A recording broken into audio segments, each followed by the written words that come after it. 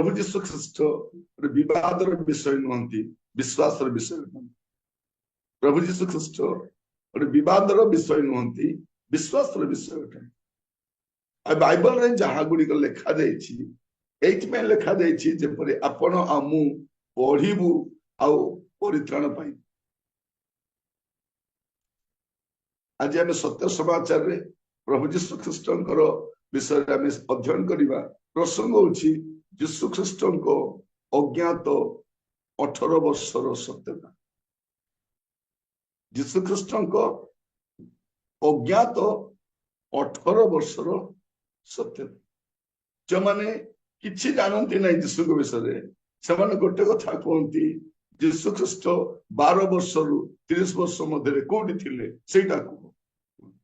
सेटा पचारि दियंती लोक मान कहते अरे तमे जानिनु सेटा सेतले सन कहते नाई नाई जीशु कोठी आस्ते जानिछ जीशु पुरी को आसीथिले जीशु आस्ते पुरी को आस्तिले आउ हमरो शंकराचार्य मानक ठारू शिक्षा ग्रहण कर से दीक्षा ग्रहण कर जाइतिले आ प्रभु जीशु ख्रीष्ट थिले हिंदू से थिले सनातनी हिंदू एटा भी कहि पकांती आम लोक माने चुप हेतिबे पर लागुची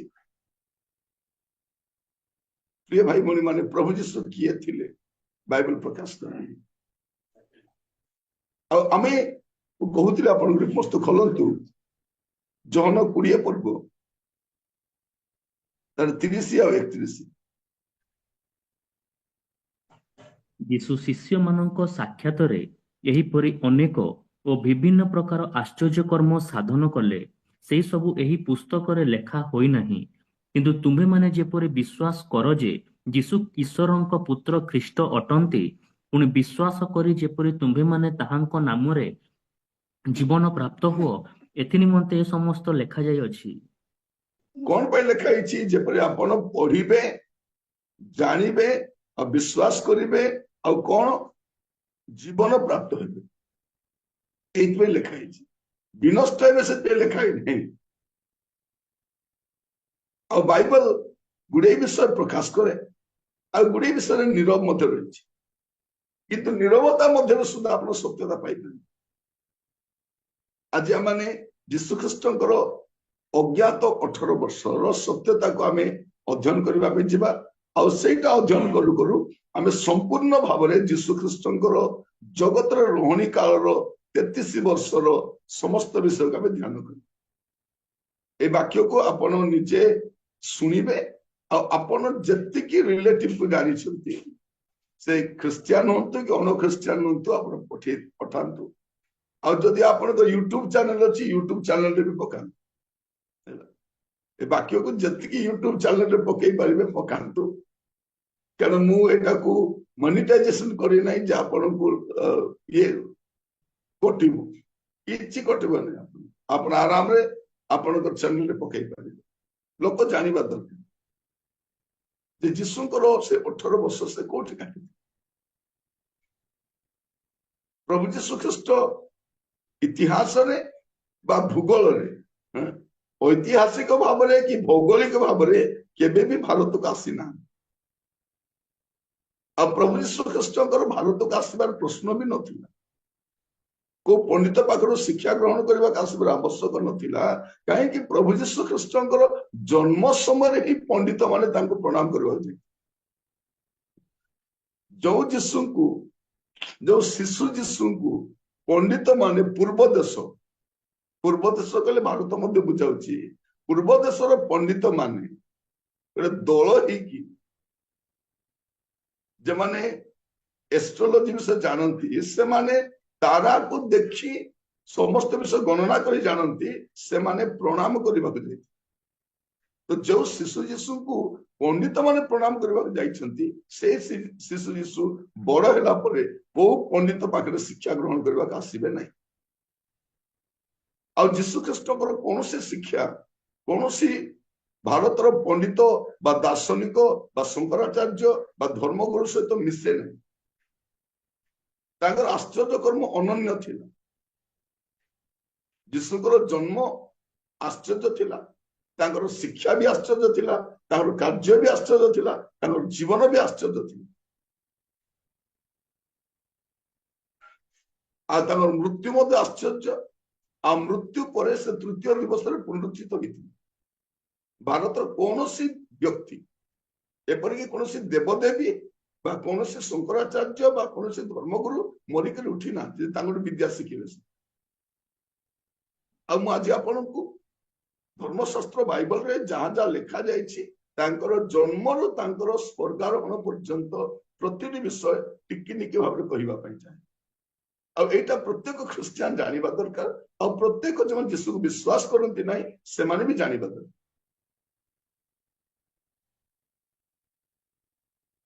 ପ୍ରଥମ ବିଷୟ ଆମେ ଦେଖିବା ଯୀଶୁ ଖ୍ରୀଷ୍ଟଙ୍କର। ଆଉ ଯୀଶୁ ଖ୍ରୀଷ୍ଟ ଯେ ଜନ୍ମ ହେବାରୁ ଅଛନ୍ତି ତାହା ନୁହଁ, ସେ ଥିବାରୁ ଜନ୍ମ ହେଇଛନ୍ତି। ତାଙ୍କ ଦ୍ୱାରା ସମସ୍ତ ବିଶ୍ୱ ସୃଷ୍ଟି ହେଲା। ଆମେ ପ୍ରଥମେ ସେ ପଦଟା ପଢିଯିବା, ଯୋହନ ତାର ପ୍ରଥମ ଅଧ୍ୟାୟ 3 ପଦ। ଯୋହନ ପ୍ରଥମ ଅଧ୍ୟାୟ ତାର 3 ପଦ। ତାହାଙ୍କ ଦ୍ୱାରା ସମସ୍ତ ସୃଷ୍ଟ ହେଲା, ଆଉ ଯେ ସମସ୍ତ ସୃଷ୍ଟ ହୋଇଅଛି ସେଥିମଧ୍ୟରୁ ଗୋଟିଏ ସୁଦ୍ଧା ତାହାଙ୍କ ବିନା ସୃଷ୍ଟ ହୋଇନାହିଁ। ଏଇଠି ଆମେ ଜାଣୁଛୁ ଯେ ପ୍ରଭୁ ଯୀଶୁ ଖ୍ରୀଷ୍ଟ କିଏ? ସେ ସୃଷ୍ଟିକର୍ତ୍ତା ଅଟନ୍ତି। ସେ କିଏ ଅଟନ୍ତି? ସେ ସୃଷ୍ଟିକର୍ତ୍ତା ଅଟନ୍ତି। ସେ ସୃଷ୍ଟିକର୍ତ୍ତା। ଆଉ ସେ କଣ କଲେ? ସେ ଦେହ ଧାରଣ କରି ଜଗତକୁ ଆସିଲେ। ଯଦି ଆପଣ ଦେଖିବେ, ଆପଣ ତାର 18 ପଦ ପଢନ୍ତୁ। କେହି କେବେ ଈଶ୍ୱରଙ୍କୁ ଦେଖି ନାହିଁ, ପିତାଙ୍କ କୋଳସ୍ଥିତ ଅଦ୍ୱିତୀୟ ପୁତ୍ର ତାହାଙ୍କୁ ପ୍ରକାଶ କଲେ। ପ୍ରଭୁ ଯୀଶୁ ଖ୍ରୀଷ୍ଟ ଈଶ୍ୱରଙ୍କୁ କେହି କେବେ ଦେଖିନାହିଁ। ଯଦି ଈଶ୍ୱରଙ୍କୁ କେହି କେବେ ଦେଖି ନାହାନ୍ତି, ଆମ ଦେଶର ଲୋକମାନେ କାହାକୁ ଦେଖିଛନ୍ତି? ତୁମେ କାହାକୁ ଦେଖିଲ ଯେ ଏତେ ଆକୃତି ମନେ ପକେଇଲ? ଈଶ୍ୱରଙ୍କୁ ତ କେହି କେବେ ଦେଖି ନାହାନ୍ତି, ତୁମେ କାହାକୁ ଦେଖିଲ? ଭାଇ ଭଉଣୀ ମାନେ, ଯେତେବେଳେ ଲୋକମାନେ ଶିକ୍ଷିତ ଲୋକମାନେ ପଚାରନ୍ତି ଆମେ ଉତ୍ତର ବି ଦେଇପାରୁନି। ଆମେରିକାର ଜନସଂଖ୍ୟା 34 କୋଟି, ଆମର ଦେବଦେବୀ ଏକା 33 କୋଟି। କିନ୍ତୁ ଆମେ ଏତେ ଥାଇକି ମଧ୍ୟ ଆମେରିକା ସହିତ ସମାନ ନାହିଁ। ସେ ସୁପର ପାୱାର, ସେ ଜ୍ଞାନରେ, ସେ ଧନରେ, ସବୁରେ ନମ୍ବର 1। ଆମର 33 କୋଟି ଥାଇ ମଧ୍ୟ କିଛି କାମ କରୁନି। ଅବାନ୍ତର ବିଷୟ ଗୁଡାକ ଲୋକମାନଙ୍କ ଉପରେ ଲୋକମାନେ ଲଦିବା ପାଇଁ ଚାହାନ୍ତି। ଏଠି ଆମେ ଦେଖୁ କେହି କେବେ ଈଶ୍ୱରକୁ ଦେଖିନାହିଁ। ପ୍ରଭୁ ଯୀଶୁ ଖ୍ରୀଷ୍ଟ ଦେହ ଧାରଣ କରି ଜଗତକୁ ଆସିଲେ, ଯେ ଜଗତର ସୃଷ୍ଟିକର୍ତ୍ତା। ପ୍ରଥମ ବିଷୟ ଆମେ ଯୀଶୁ ଖ୍ରୀଷ୍ଟଙ୍କର ଅଜ୍ଞାତ ସେ 18 ବର୍ଷର ଅଧ୍ୟୟନ କରିବା ସମୟରେ ପ୍ରଥମେ ଆମେ ତାଙ୍କର ଜନ୍ମରୁ ଦେଖିବା। ଆଉ ଏଇଟା ମନେ ରଖିଥାନ୍ତୁ, ପ୍ରଭୁ ଯୀଶୁ ଖ୍ରୀଷ୍ଟ ଜନ୍ମ ହେବାରୁ ନାହାନ୍ତି, ସେ ଥିବାରୁ ଜନ୍ମ ହେଇଛନ୍ତି। ଆଉ ଭାରତର ଯେତେ ରାଜା ମାନଙ୍କୁ ଦେଖିବେ ତାଙ୍କର ବଂଶାବଳୀ ନାହିଁ। ଅଧିକାରେ ତାଙ୍କର ବାପାର ବାପା ତାର ବାପା ଗୋଟେ ଆସିପାରିବ। ଯୀଶୁ ଖ୍ରୀଷ୍ଟଙ୍କର ସମ୍ପୂର୍ଣ୍ଣ ବଂଶାବଳୀ, ଯେ ମାନବ ଭାବରେ ଯେ ଆସିଲେ, ମାନବୀୟ ସମ୍ପୂର୍ଣ୍ଣ ହିଷ୍ଟ୍ରି ଅଛି। ଯୀଶୁ ଇତିହାସ ଅଟନ୍ତି, କାଳ୍ପନିକ ନୁହନ୍ତି। ଯୀଶୁଙ୍କର ଜନ୍ମ ରେକର୍ଡ କରାଯାଇଛି। ଇଟ ଇଜ ରେକର୍ଡେଡ। ତାଙ୍କର ଜନ୍ମ ରେକର୍ଡ କରାଯାଇଛି। ଆପଣ ଯଦି ଦେଖିବେ ଲୁକ ତାର 2 ପର୍ବ ପ୍ରଥମ 3 ପଦ।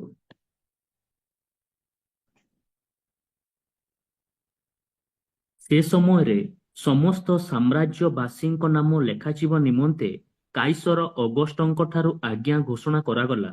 ସୁରିଆର ଶାସନକର୍ତ୍ତା କିରଣୀୟଙ୍କ ସମୟରେ ପ୍ରଥମ ଥର ଏହି ନାମ ଲେଖା ହୋଇଥିଲା। ସେଥି ନିମନ୍ତେ ସମସ୍ତେ ନାମ ଲେଖାଇବା ପାଇଁ ଆପଣା ଆପଣା ନଗରକୁ ଯାଉଥିଲେ।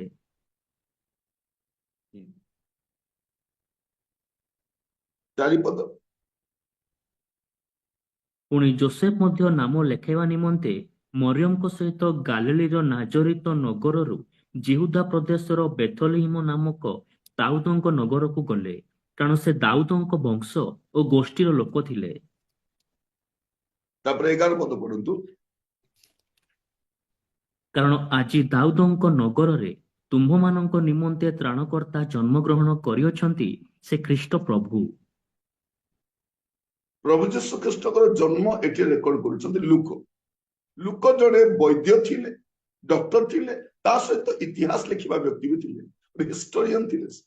ଆଉ ଯୀଶୁ ଖ୍ରୀଷ୍ଟଙ୍କର ସମ୍ପୂର୍ଣ୍ଣ ଇତିହାସକୁ ସେ ଲେଖୁଛନ୍ତି, ସମ୍ପୂର୍ଣ୍ଣ ଜୀବନୀକୁ ଲୁକ ତାଙ୍କର 2ଟି ପୁସ୍ତକରେ ଲେଖୁଛନ୍ତି। ଲୁକ 2ଟି ପୁସ୍ତକ ଲେଖିଛନ୍ତି। ସେ ଜଣେ ଅଣଜିହୁଦୀ ଥିଲେ, ଆଜିର ଭାଷାରେ କହିଲେ ଅଣଖ୍ରୀଷ୍ଟିଆନ ଥିଲେ। ଯେତେବେଳେ ପ୍ରଭୁଙ୍କୁ ଜାଣିଲେ ସେ ଯୀଶୁ ଖ୍ରୀଷ୍ଟଙ୍କର ଜନ୍ମରୁ ଆରମ୍ଭ କରି ଯୀଶୁ ଖ୍ରୀଷ୍ଟଙ୍କର ସ୍ୱର୍ଗାରୋହଣ ଆଉ ଦ୍ୱିତୀୟ ଆଗମନ ସବୁ ବିଷୟ ସେ ଲେଖନ୍ତି, କମ୍ପ୍ଲିଟ ହିଷ୍ଟ୍ରି ଲେଖନ୍ତି, କମ୍ପ୍ଲିଟ ଜୀବନୀ ଲେଖନ୍ତି। ତ ଏଇଠି ଆମେ ଦେଖୁଛୁ ଯାହା ପଢିଲୁ ଲୁକ 2 ପର୍ବ ତାର 1 ପଦରୁ 4 ପଦ ଆଉ 11 ପଦରେ ପ୍ରଭୁ ଯୀଶୁ ଖ୍ରୀଷ୍ଟଙ୍କର ଜନ୍ମ ରେକର୍ଡ ହେଇଛି। ସେ ବେଥଲିହିମରେ ଜନ୍ମଗ୍ରହଣ କଲେ, ନାଜରିତର ବେଥଲିହିମରେ। ଆଉ ଏଇଟା ମଧ୍ୟ ଜନ୍ମଗ୍ରହଣ କରିବେ ବୋଲିକି ମିଖା ତାର 5 ପର୍ବ 2 ପଦରୁ ଆଗରୁ ଲେଖା ହେଇଛି, 550 ବର୍ଷ ପୂର୍ବରୁ। ଆଉ ପ୍ରଭୁ ଯୀଶୁ ଖ୍ରୀଷ୍ଟ ସେଇଠି ଜନ୍ମଗ୍ରହଣ କଲେ। ଏଇଟା ପ୍ରଥମ ବିଷୟ ରେକର୍ଡ କରନ୍ତି। ତାପରେ 2 ପର୍ବ 21 ପଦ, ଲୁକ 2 ପର୍ବ 21 ପଦ। ତାହାଙ୍କୁ ସୁନ୍ନତ କରିବା ସକାଶେ ଅଷ୍ଟମ ଦିନ ଉପସ୍ଥିତ ହୁଅନ୍ତେ ତାହାଙ୍କର ନାମ ଯୀଶୁ ଦିଆଗଲା। ଏହି ନାମ ତାହାଙ୍କ ଗର୍ଭସ୍ଥ ହେବା ପୂର୍ବରୁ ଦୂତଙ୍କ ଦ୍ୱାରା ଦିଆଯାଇଥିଲା। ପ୍ରଭୁ ଯୀଶୁ ଖ୍ରୀଷ୍ଟ ଏହି ସ୍ଥାନରେ ଅଷ୍ଟମ ଦିନରେ ସୁନ୍ନତ ହୋଇଛନ୍ତି। ଯିହୁଦୀ ମାନଙ୍କର ରୀତି ଅନୁସାରେ, ପରମ୍ପରା ଅନୁସାରେ ଅଷ୍ଟମ ଦିନରେ ଯୀଶୁଙ୍କର ଜନ୍ମ କଥା ଲେଖାଯାଉଛି, ଆଉ ଅଷ୍ଟମ ଦିନରେ ସେ ସୁନ୍ନତ ହେଲେ। ଆଉ ତାଙ୍କୁ ସେଇ ଦିନ ତାଙ୍କୁ ନାମ ବି ଦିଆଯାଉଛି, ନାମକରଣ କରାଯାଉଛି, ଯୀଶୁ ଦିଆଯାଉଛି। ଆଉ ଯୀଶୁ ଏଇଟା ଲୋକମାନେ ଦେଇନାହାନ୍ତି, ଯୀଶୁ ନାମଟା ଲୋକମାନେ ଦେଇନାହାନ୍ତି। ଯଦି ଅନ୍ୟ ରାଜା ମାନଙ୍କର ନାମ ଅନ୍ୟମାନେ ଦେଇଛନ୍ତି, ଅନ୍ୟମାନଙ୍କ ନାମ ଅନ୍ୟମାନେ ଦେଇଛନ୍ତି, ଯୀଶୁଙ୍କ ନାମ ଲୋକମାନେ ଦେଇନାହାନ୍ତି। ଯୀଶୁଙ୍କର ଜନ୍ମ ପୂର୍ବରୁ এই নামটা প্রদান କରାଯାଇଛି, ଯୋଉଟା ଆମେ ମାଥ୍ୟୁ ତାର 1 ପର୍ବ 21 ପଦରେ ବି ପଢୁ। ମାଥ୍ୟୁ 1 ପର୍ବ 21 ପଦ। ସେ ପୁତ୍ର ପ୍ରସବ କରିବେ, ଆଉ ତୁମ୍ଭେ ତାହାଙ୍କ ନାମ ଯୀଶୁ ଦେବ, କାରଣ ସେ ଆପଣା ଲୋକଙ୍କୁ ସେମାନଙ୍କର ସମସ୍ତ ପାପରୁ ପରିତ୍ରାଣ କରିବେ। କଣ କରିବେ ସେ ଆପଣା ଲୋକ? ମାନେ କୋଉ ଲୋକ? ଯୋଉମାନଙ୍କୁ ସେ ସୃଷ୍ଟି କରିଛନ୍ତି, ନିର୍ମାଣ କରିଛନ୍ତି, ସେ ସେଇ ଲୋକମାନଙ୍କୁ ପରିତ୍ରାଣ କରିବେ। ଯୀଶୁ ନାମର ଅର୍ଥ ହଉଛି ତ୍ରାଣକର୍ତ୍ତା, ଉଦ୍ଧାରକର୍ତ୍ତା, ମୁକ୍ତିଦାତା, ସେଭିୟର। ଯେତେବେଳେ ଆମେ ଯୀଶୁ ନାମଟା ନେଉଛୁ ଆମେ ଜାଣିବା ଦରକାର ଏ ନାମ ହିଁ ତ୍ରାଣକର୍ତ୍ତା ନାମ, ଆଉ ଅନ୍ୟ ନାମରେ ପରିତ୍ରାଣ ନାହିଁ, ଅନ୍ୟ ନାମରେ ମୁକ୍ତି ନାହିଁ। ଏଇଟା ଶାସ୍ତ୍ର ଲେଖା। ଆମର ଇଚ୍ଛାରେ ଆମେ ତାକୁ ପୂଜା କରିପାରୁ, ପ୍ରାର୍ଥନା କରିପାରୁ, ଗ୍ରହଣ କରିପାରୁ, ଗର୍ବ କରିପାରୁ, କିନ୍ତୁ ପରିତ୍ରାଣ କେବଳ ଯୀଶୁଙ୍କ ନାମରେ ଅଛି, ଦ୍ୱିତୀୟ ନାମରେ ନାହିଁ। ଏଇଟା ଆମେ ଯଦି ଦେଖିବା ପ୍ରେରିତ 4 ପର୍ବ 12 ପଦ ଲେଖାଯାଉଛି। ପଢିବେ ଟିକେ ପ୍ରେରିତ 4 ପର୍ବ 12 ପଦ। ତାହାଙ୍କ ଛଡା ଆଉ କାହାଠାରେ ପରିତ୍ରାଣ ନାହିଁ, କାରଣ ଯାହା ଦ୍ୱାରା ଆମ୍ଭମାନଙ୍କୁ ପରିତ୍ରାଣ ପାଇବାକୁ ହେବ, ଆକାଶ ତଳେ ମନୁଷ୍ୟମାନଙ୍କ ମଧ୍ୟରେ ଆଉ କୌଣସି ନାମ ଦିଆଯାଇ ନାହିଁ। ଲେଖାଯାଉଛି ଆଉ କୌଣସି ନାମ ଦିଆଯାଇନାହିଁ, ଶାସ୍ତ୍ର ଲେଖାଯାଇଛି। ଯଦି ଯୀଶୁ ସମସ୍ତଙ୍କ ପାଇଁ, ବାଇବଲ ମଧ୍ୟ ସମସ୍ତଙ୍କ ପାଇଁ। ବାଇବଲ କେବଳ ଖ୍ରୀଷ୍ଟିଆନ ମାନଙ୍କ ଧର୍ମ ଗ୍ରନ୍ଥ ନୁହେଁ, ବାଇବଲ ସମସ୍ତଙ୍କ ପାଇଁ। ଜଣେ ମଣିଷ ଭାବରେ ସେ ନିଶ୍ଚିତ ଭାବରେ ସେ ଯୀଶୁକୁ ଗ୍ରହଣ କରନ୍ତୁ ବା ନ କରନ୍ତୁ, ବାଇବଲ ପଢିବା ଦରକାର, ଯେବେ ସେ ସତ୍ୟତାକୁ ଜାଣିପାରିବେ। ବିନା ବାଇବଲରେ ଈଶ୍ୱରକୁ ଜାଣି ହବନି। ଈଶ୍ୱର କିଏ ବିନା ବାଇବଲରେ କୌଣସି ମନୁଷ୍ୟ ଜାଣିପାରିବନି। ବାଇବଲ ହିଁ ସମ୍ପୂର୍ଣ୍ଣ ଈଶ୍ୱରକୁ ପ୍ରକାଶ କରେ। ବାଇବଲ ହଉଛି ମାନବ ସମାଜର ସମ୍ପୂର୍ଣ୍ଣ ଇତିହାସ। ମାନେ ମନୁଷ୍ୟ ସୃଷ୍ଟି ହେଲା, ପୃଥିବୀ କେମିତି ସୃଷ୍ଟି ହେଲା, ପୃଥିବୀ କେମିତି ବିନଷ୍ଟ ହବ, ତାପରେ କଣ ହବ, ମୃତ୍ୟୁ ପରେ କଣ ହବ, ସବୁ ବିଷୟ।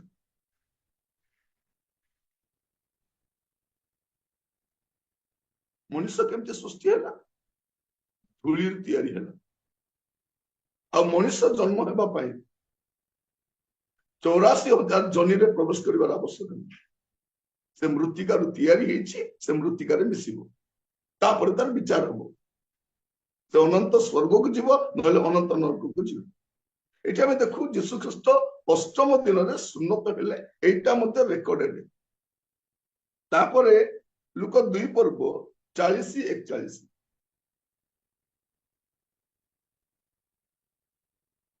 ଆଉ ଶିଶୁ ବୃଦ୍ଧି ପାଇବାକୁ ଲାଗିଲେ ଓ ଜ୍ଞାନରେ ପୂର୍ଣ୍ଣ ହେଉ ହେଉ ଶକ୍ତିମାନ ହେଲେ। ପୁଣି ଈଶ୍ୱରଙ୍କ ଅନୁଗ୍ରହ ତାହାଙ୍କ ଉପରେ ଥିଲା। ତାହାଙ୍କ ପିତାମାତା ପ୍ରତିବର୍ଷ ନିସ୍ତାର ପର୍ବ ସମୟରେ ଜିରୁସାଲମକୁ ଯାଉଥିଲେ। ଏଠି 12 ବର୍ଷ କଥା ଲେଖା ହେଇଛି। କଣ ଲେଖା ଅଛି?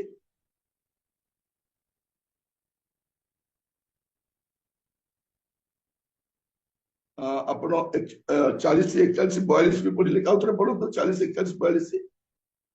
ଆଉ ଶିଶୁ ବୃଦ୍ଧି ପାଇବାକୁ ଲାଗିଲେ ଓ ଜ୍ଞାନରେ ପୂର୍ଣ୍ଣ ହେଉ ହେଉ ଶକ୍ତିମାନ ହେଲେ। ପୁଣି ଈଶ୍ୱରଙ୍କ ଅନୁଗ୍ରହ ତାହାଙ୍କ ଉପରେ ଥିଲା। ତାହାଙ୍କ ପିତାମାତା ପ୍ରତିବର୍ଷ ନିସ୍ତାର ପର୍ବ ସମୟରେ ଜେରୁସାଲମକୁ ଯାଉଥିଲେ।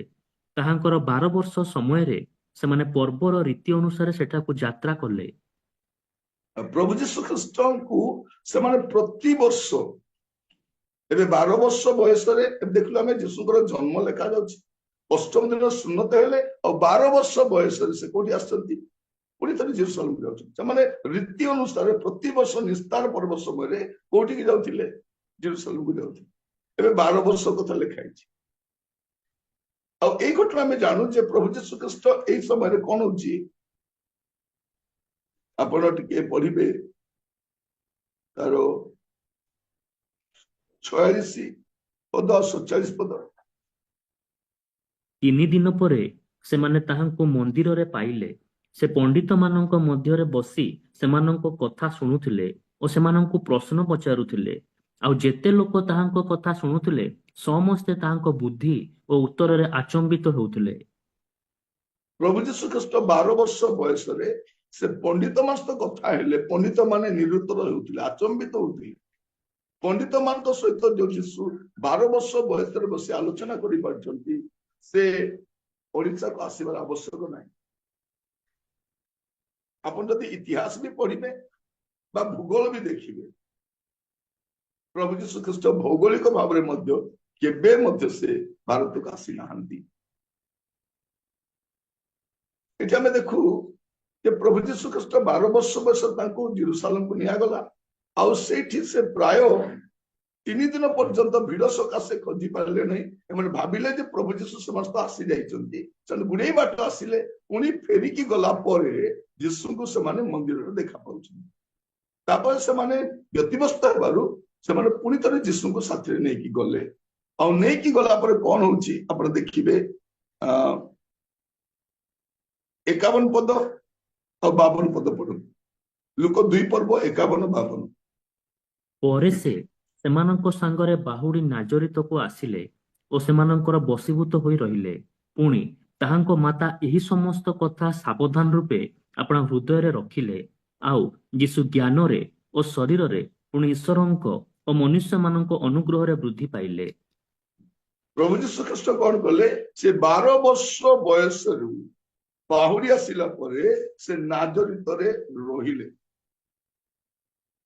ସେ ରହିଲେ ସେଠି 12 ବର୍ଷରୁ ସେ 30 ବର୍ଷ ପର୍ଯ୍ୟନ୍ତ ସେ ନାଜରିତରେ ହିଁ ରହିଛନ୍ତି।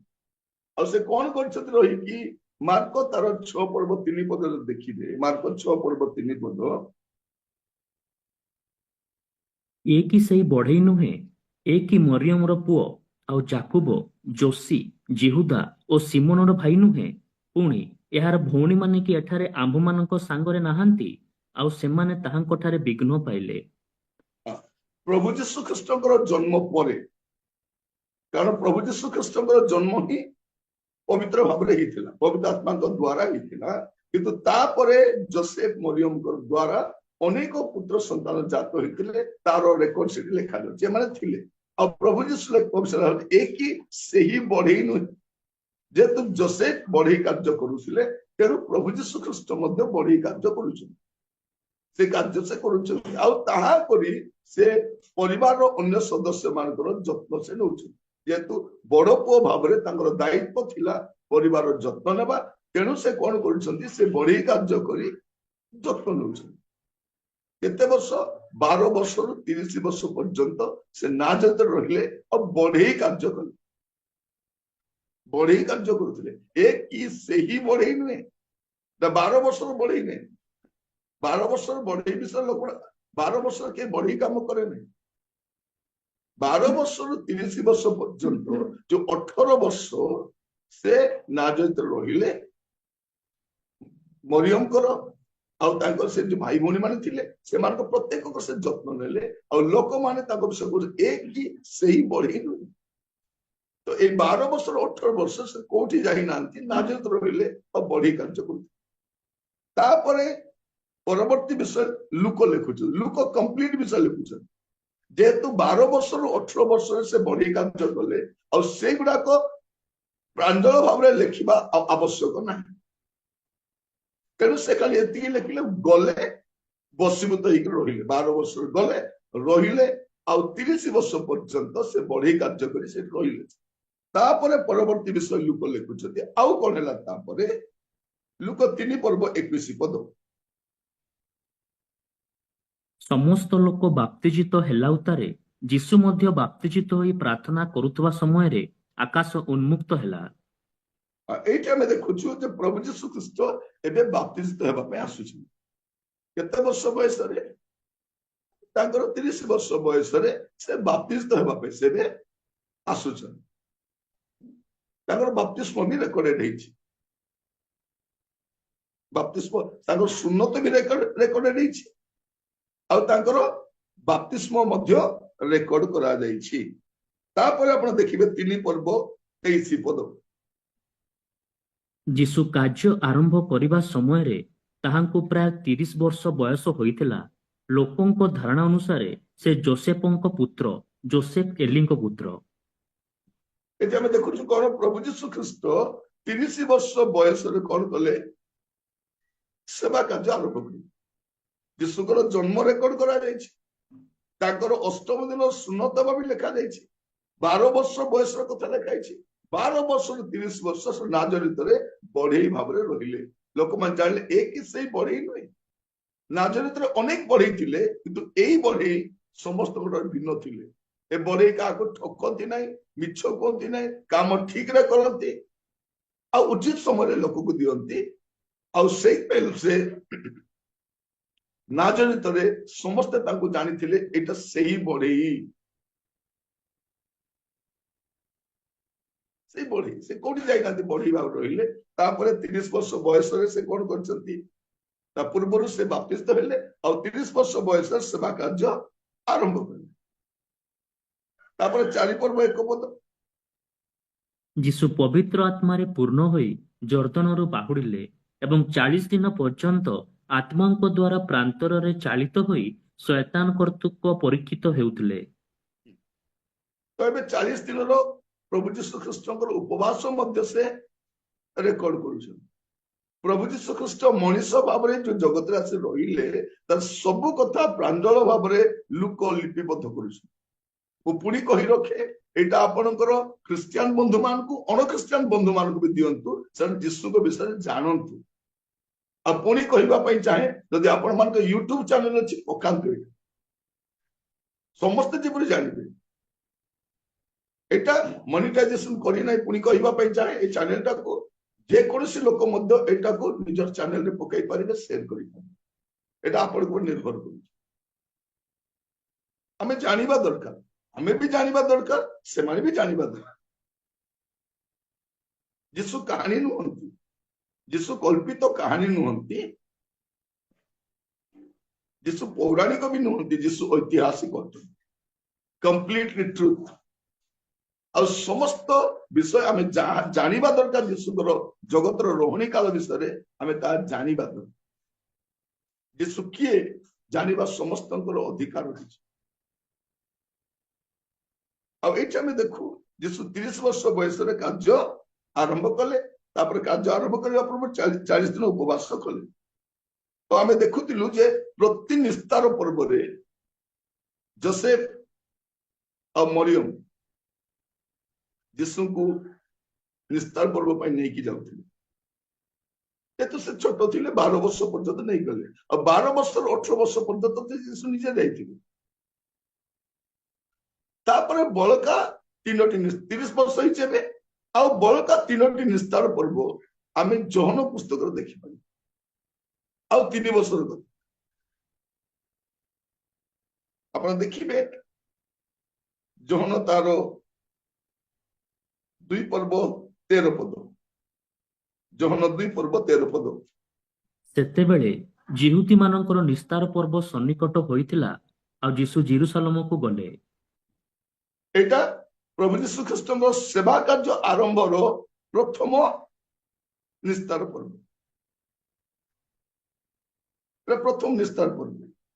ଏଟା ପ୍ରଭୁ ଯୀଶୁ ଖ୍ରୀଷ୍ଟ ମଶାଙ୍କର ବ୍ୟବସ୍ଥାକୁ ସଫଳ କରିବାକୁ ଆସିଥିବାରୁ ସେ ନିସ୍ତାର ପର୍ବ ପାଳନ କରିବା ପାଇଁ ସେ ଜେରୁସାଲେମକୁ ଯାଉଛନ୍ତି। ଏଟା ପ୍ରଥମଟା ଯୋଉଟା ଆମର ଲେଖୁଛୁ ତାଙ୍କର ପରବର୍ତ୍ତୀ ବୟସ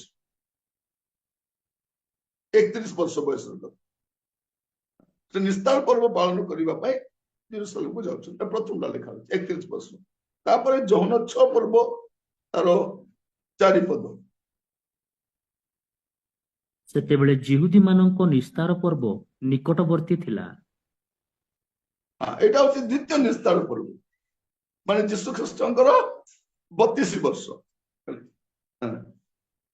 ଯୀଶୁ ଖ୍ରୀଷ୍ଟଙ୍କର 32 ବର୍ଷ। ମୁଁ ଆପଣଙ୍କୁ ତାଙ୍କର ଜନ୍ମରୁ ଏବେ 32 ବର୍ଷ ଜାଣିଛି।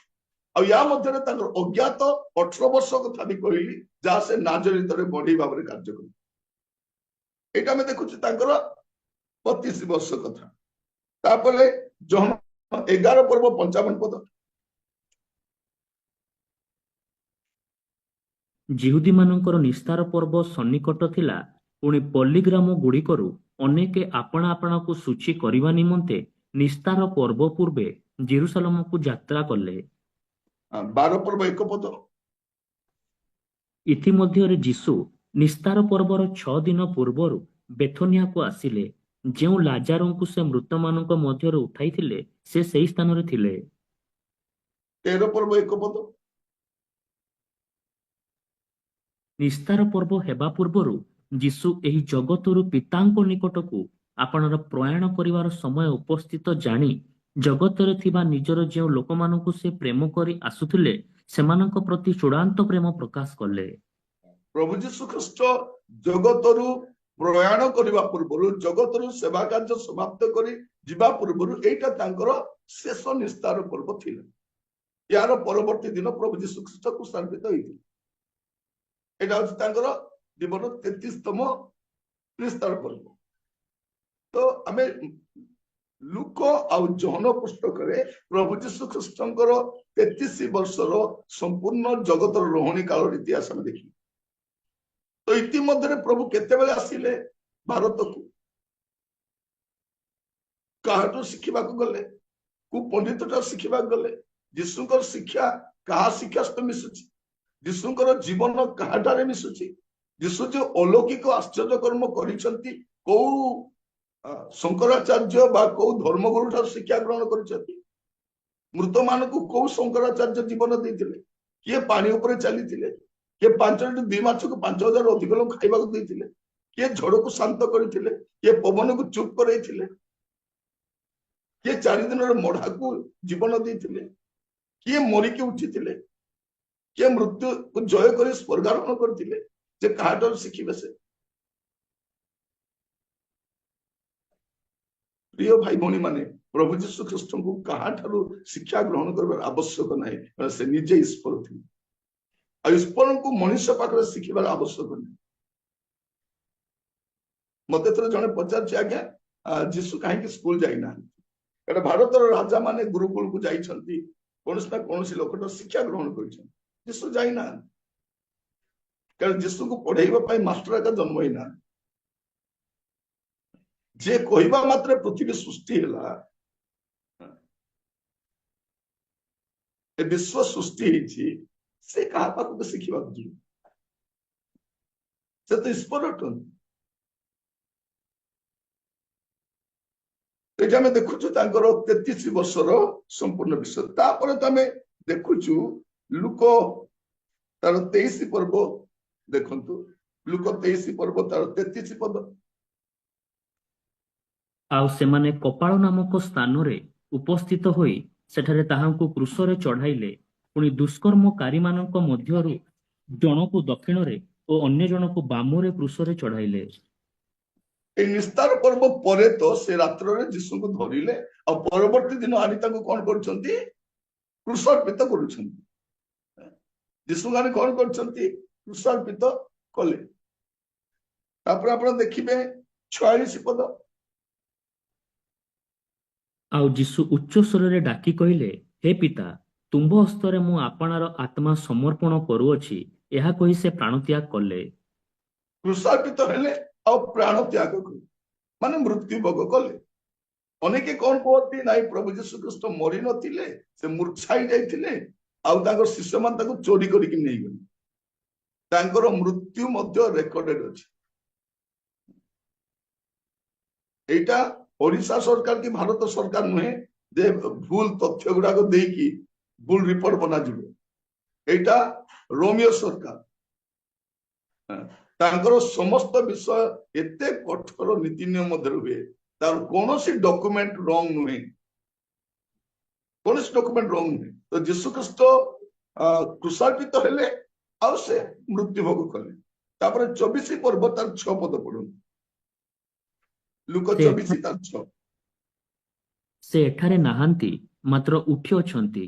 ମନୁଷ୍ୟ ପୁତ୍ରଙ୍କୁ ଯେ ଅବଶ୍ୟ ପାପୀମାନଙ୍କ ହସ୍ତରେ ସମର୍ପିତ ହୋଇ କ୍ରୁଶରେ ହତ ହେବାକୁ ଓ ତୃତୀୟ ଦିବସରେ ପୁନରୁତ୍ଥାନ କରିବାକୁ ହେବ, ଏହି ଯେଉଁ ବାକ୍ୟ ସେ ଗାଲିଲରେ ଥିବା ସମୟରେ ତୁମମାନଙ୍କୁ କହିଥିଲେ, ତାହା ସ୍ମରଣ କର। ସେ ଏଠାରେ ନାହାନ୍ତି, ସେ ଉଠି ଅଛନ୍ତି, ମାନେ ତୃତୀୟ ଦିବସରେ ସେ ମରିକିରି ଉଠିଛନ୍ତି।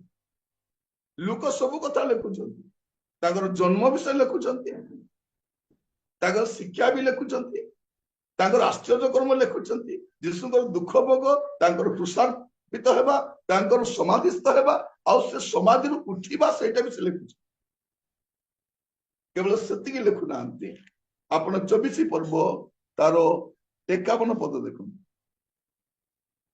ପୁଣି ସେମାନଙ୍କୁ ଆଶୀର୍ବାଦ କରୁ କରୁ ସେ ସେମାନଙ୍କ ଠାରୁ ଅନ୍ତର ହୋଇ ସ୍ୱର୍ଗକୁ ନୀତ ହେଲେ।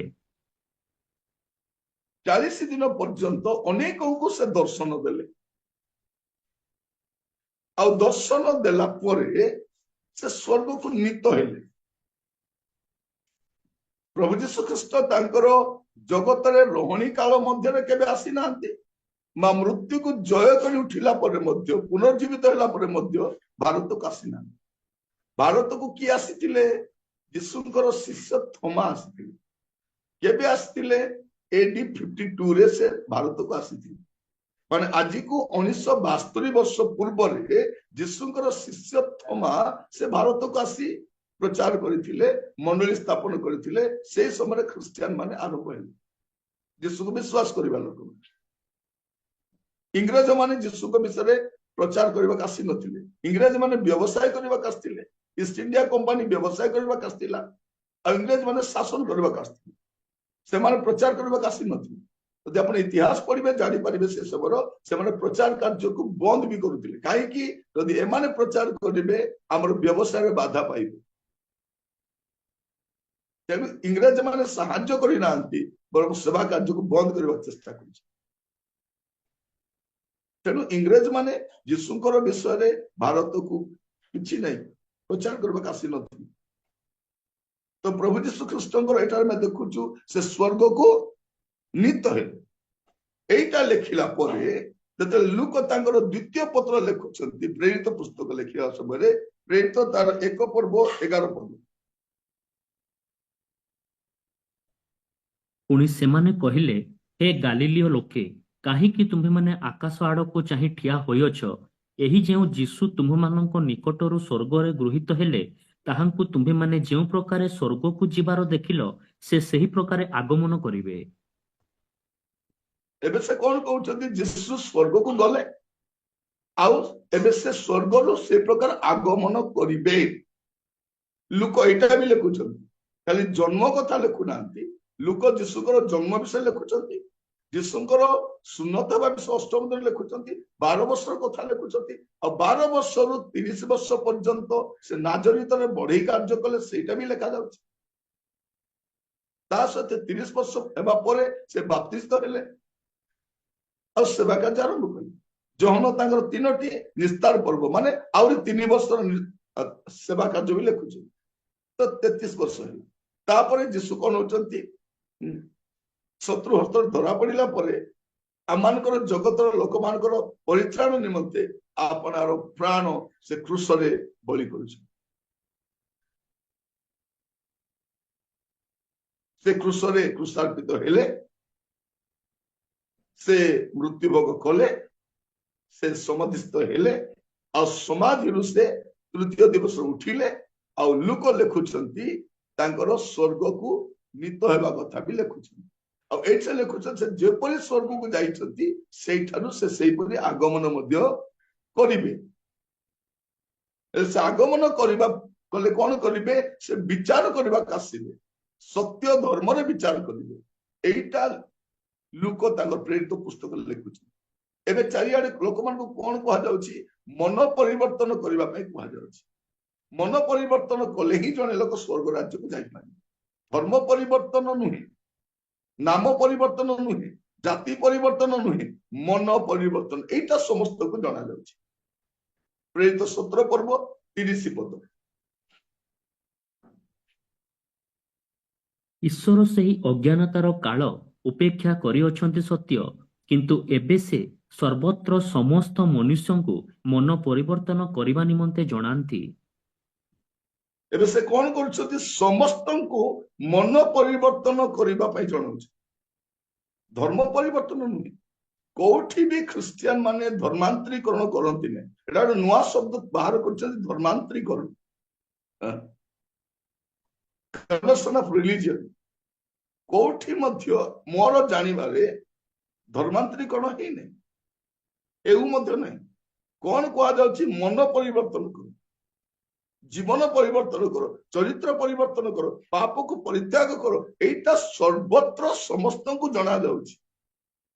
एटा को कहा जाय सुसमाचार प्रचार। सुसमाचार किए? सुसमाचार यीशु। सेटा लोक लिखुचंती। लोक 2 पर्व पुणी थरे पढ़िबा 10 और 11 पद। लोक 2 पर्व 10 और 11। ସେଥିରେ ଦୂତ ସେମାନଙ୍କୁ କହିଲେ, ଭୟ କର ନାହିଁ। ଦେଖ, ମୁଁ ସମସ୍ତ ଲୋକଙ୍କର ଅତ୍ୟନ୍ତ ଆନନ୍ଦଜନକ ସୁସମାଚାର ତୁମ୍ଭମାନଙ୍କୁ ଜଣାଉଅଛି। କାରଣ ଆଜି ଦାଉଦଙ୍କ ନଗରରେ ତୁମ୍ଭମାନଙ୍କ ନିମନ୍ତେ ତ୍ରାଣକର୍ତ୍ତା ଜନ୍ମଗ୍ରହଣ କରିଅଛନ୍ତି, ସେ ଖ୍ରୀଷ୍ଟ ପ୍ରଭୁ। समस्त सुसमाचार कौन, जे त्राणकर्ता जन्म ग्रहण कर, मुक्तिदाता उद्धारकर्ता जन्म ग्रहण कर, नाम भी लिखा जाए से ख्रीष्ट प्रभु। यीशु को नाम रे ही परित्राण अछि। एटा बाइबल प्रकाश करे। से मानवर मुक्ति निमंते, मानवर पाप क्षमा निमंते से जगत को आसीथिले और से जन्म ग्रहण करथिले। कारण तांकर सुष्ट मनुष्य को उद्धार तार धर्म कर्म त्याग तपस्या पुण्य रे हुए नहीं। तेणु त्राणकर्ता आसबार आवश्यक थिला। से त्राणकर्ता भाव आसिले और आज से सुसमाचार समस्त को जणाई दिया जाउची मन परिवर्तन करिबा पई। कारण परवर्ती पद लिखा जाउची प्रेरित 17 पर्व 31 पद रे पढ़िबे।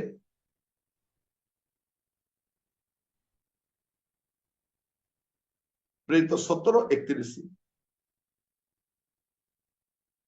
କାରଣ ଯେଉଁଦିନ ସେ ଆପଣା ନିରୂପିତ ବ୍ୟକ୍ତିଙ୍କ ଦ୍ୱାରା ଧାର୍ମିକତାରେ ଜଗତର ବିଚାର କରିବେ, ଏହିପରି ଗୋଟିଏ ଦିନ ସ୍ଥିର କରିଅଛନ୍ତି, ଆଉ ତାହାଙ୍କୁ ମୃତମାନଙ୍କ ମଧ୍ୟରୁ ଉତ୍ଥାପନ କରି ଏ ବିଷୟରେ ସମସ୍ତଙ୍କ ନିକଟରେ ପ୍ରମାଣ ଦେଇଅଛନ୍ତି। कौन करिवे, जे प्रभु यीशु ख्रीष्ट मृत्यु को जे जय कर उठिचंती से जगतर विचार करिवे धार्मिकता रे। गोटे दिन धार्य करा जायछि। प्रभु यीशु ख्रीष्ट किए? प्रभु यीशु ख्रीष्ट होचंती जगतर सृष्टिकर्ता और प्रभु यीशु ख्रीष्ट होचंती मानव जातिर मुक्तिदाता और प्रभु यीशु होचंती जगतर विचारकर्ता और से समस्तंकर त्राणकर्ता। प्रभु यीशु ख्रीष्ट केवल ख्रिस्टियन मानकर नुहंती, समुदाय मानव जातिर त्राणकर्ता। और यीशु को ग्रहण करबा द्वारा कार धर्म कि जाति कि भाषा किसी परिवर्तन हुए नहीं। परिवर्तन हुए कौन, तार मन परिवर्तन हुए। तेणु यीशु को ग्रहण करबा द्वारा जने लोकर धर्म चली जाउ नहीं, तार जीवन बदली जाउछि, तार चरित्र तार स्वभाव बदली जाउछि। तेणु यीशु को ग्रहण करिबार कोनोसी असुविधा नहीं। केही भी ग्रहण करि पारि। परित्राण केवल यीशु को ठारे ही मिले। और प्रभु यीशु ख्रीष्ट समस्त को त्राण करता। दुईटा पद में पढ़िबा तीतस तार 2 पर्व 11 पद।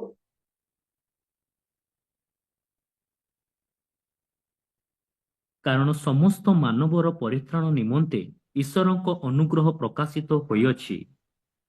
ସମସ୍ତ ମାନବର ପରିତ୍ରାଣ, କେବଳ ଖ୍ରୀଷ୍ଟିଆନ ମାନଙ୍କର, ଜିହୁଦୀ ମାନଙ୍କର ନୁହେଁ। ବେଳେ ବେଳେ ଲୋକମାନେ କଣ କହୁଛନ୍ତି, ଯୀଶୁ ବିଦେଶରୁ ଆସିଥିଲେ। ଅଜ୍ଞାନ ଲୋକମାନେ କହୁଛନ୍ତି ଆମେରିକାରୁ ଆସିଥିଲେ, କିଏ କହୁଛି ଇଂଲଣ୍ଡରୁ ଆସିଥିଲେ।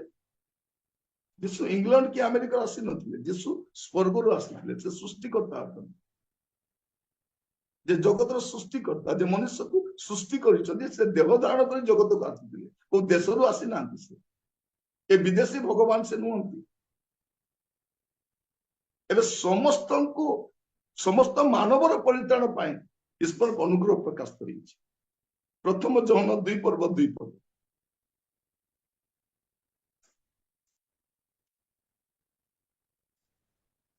ଆଉ ସେ ଆମ୍ଭମାନଙ୍କ ପାପ ନିମନ୍ତେ, କେବଳ ଆମ୍ଭମାନଙ୍କ ପାପ ନିମନ୍ତେ ନୁହେଁ, ମାତ୍ର ସମସ୍ତ ଜଗତର ପାପ ନିମନ୍ତେ ମଧ୍ୟ ପ୍ରାୟଶ୍ଚିତ ସ୍ୱରୂପ ଅଟନ୍ତି। ସେ କଣ ଅଟନ୍ତି? ସମସ୍ତ ମାନବ ଜାତିର ପରିତ୍ରାଣ ନିମନ୍ତେ ପ୍ରାୟଶ୍ଚିତ ସ୍ୱରୂପ ଅଟନ୍ତି, କେବଳ ଆମ ପାଇଁ ନୁହଁ। କଣ ଲେଖାଯାଉଛି? ଆଉ ସେ ଆମ୍ଭମାନଙ୍କ ପାପ ନିମନ୍ତେ, କେବଳ ଆମ୍ଭମାନଙ୍କ ପାପ ନିମନ୍ତେ ନୁହେଁ, ମାତ୍ର ସମସ୍ତ ଜଗତର ପାପ ନିମନ୍ତେ ମଧ୍ୟ ପ୍ରାୟଶ୍ଚିତ। ସମସ୍ତ ଜଗତର ପାପର ପ୍ରାୟଶ୍ଚିତ ଯୀଶୁ ଅଟେ। ଯେତେବେଳେ ଜଣେ ଲୋକ ଯୀଶୁକୁ ଗ୍ରହଣ କରୁଛି, ସେ ତାର ତ୍ରାଣକର୍ତ୍ତାଙ୍କୁ ଗ୍ରହଣ କରୁଛି, ତାର ମୁକ୍ତିଦାତାଙ୍କୁ ଗ୍ରହଣ କରୁଛି। ପ୍ରିୟ ଭାଇ ଭଉଣୀ ମାନେ, ମୁଁ ଆପଣ ମାନଙ୍କୁ କହି ରଖେ ଯେ କୌଣସି ଧର୍ମ ଆପଣଙ୍କୁ ପରିତ୍ରାଣ ଦେଇପାରିବନି, କୌଣସି ଧର୍ମ କର୍ମ ଆପଣଙ୍କୁ ପରିତ୍ରାଣ ଦେଇପାରିବନି।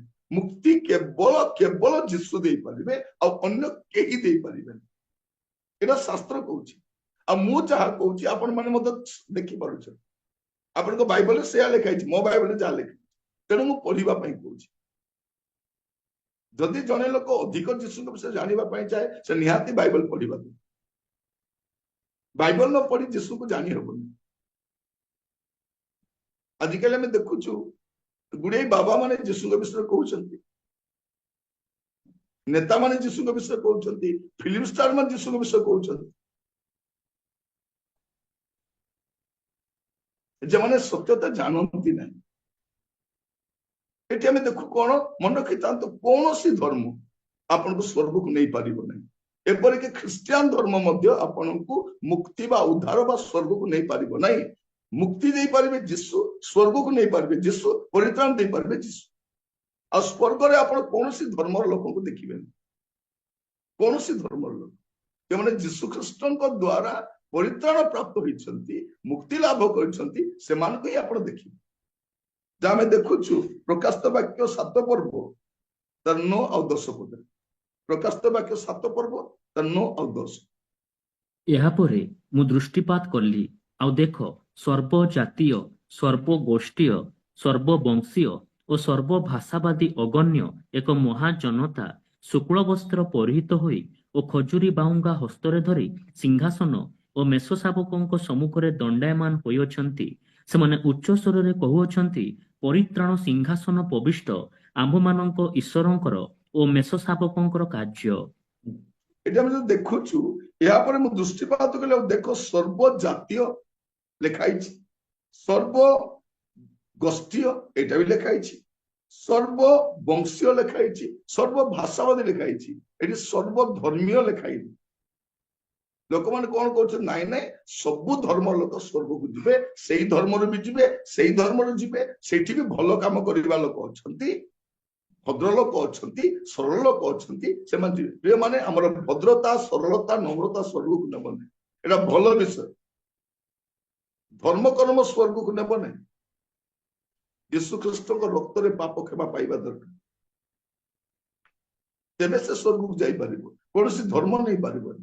ତେଣୁ ଲେଖାଯାଉଛି ସର୍ବ ଜାତୀୟ, ସର୍ବଗୋଷ୍ଠୀୟ, ସର୍ବବଂଶୀୟ, ସର୍ବଭାଷାବାଦୀ, ସର୍ବଧର୍ମୀୟ ଲେଖା ହେଇନି। ସବୁ ଧର୍ମର ଲୋକ ଯିବେନି।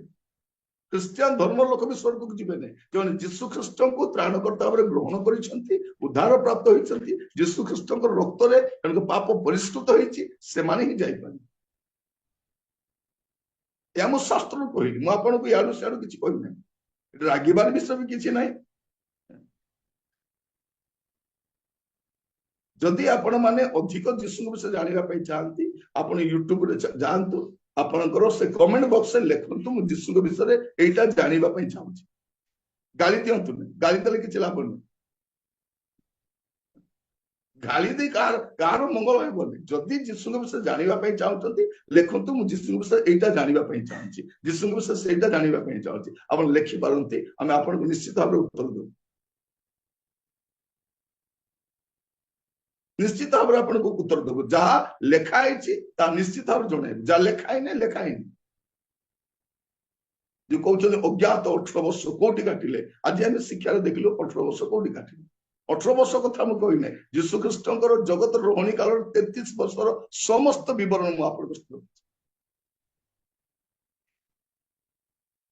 तेणु प्रभु जीशु ख्रीस्ट जुक्ति तर्कर विषय नुहति विश्वास विषय जे के विश्वास करिवो से विनष्ट न होई परित्राण प्राप्त है प्रभु आपण मान आशीर्वाद करंतु आसंतु प्रार्थना करिबा अनुग्रहकारी पिता परमेश्वर हम आपको धन्यवाद दउछु सत्य समाचार आज से 26 अध्याय पर्यंत हम आसी पारिछु आज अध्याय रे प्रभु यीशु ख्रीष्ट विषय अध्ययन करिया पे देइथिबार धन्यवाद दी प्रभु एई संवाद जेपरि हमर क्रिश्चियन अण क्रिश्चियन जो माने मते सुनिबे प्रभु सेमानको परित्राण निमंते यहा एक सत्य संवाद हो जे सत्य सत्य जानी पारिबे लोक मानकर अबांतर जुक्ति तर्क अबांतर कथार शिकार न हेबे एथिपई दया कर सहाय्य प्रभु बाइबल रे जा लिखित होई अछि हमर परित्राण निमंते अनंत जीवन जेपरि पाई पारिबे प्रत्येक को सहाय्य करो प्रभु आगामी अध्याय रे मते आमान को अनुग्रह करो प्रत्येक को आपण हस्त रखिली दया कर प्रभु जगतर रोहणी काल मध्य आम जीवन को सजाड़ी पारिबु अनंत काल प्रस्तुत हो पार आम अनुग्रह मनुष्य थरे जन्म हुए थरे मृत्यु भोग करे तापर तार विचार हुए तार अनंत काल स्वर्ग नचेत नरक काटिबा पड़िबो या बुझिबा पे सहायता कर दया कर प्रार्थना सुनिथिबारु धन्यवाद यीशु